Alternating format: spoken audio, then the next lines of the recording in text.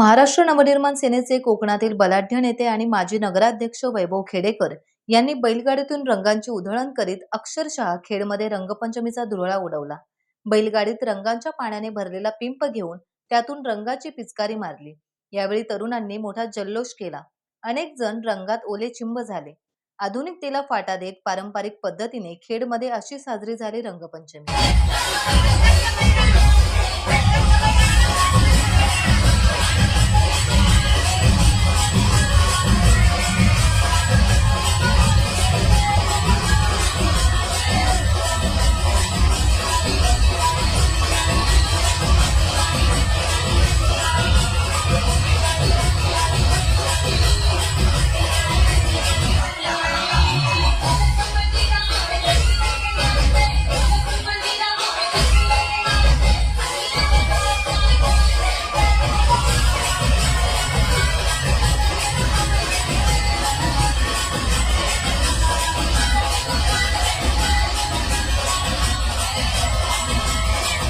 Times डिजिटलला like करा, subscribe करा, share करा आणि बेल आयकॉन दाबायला विसरू नका।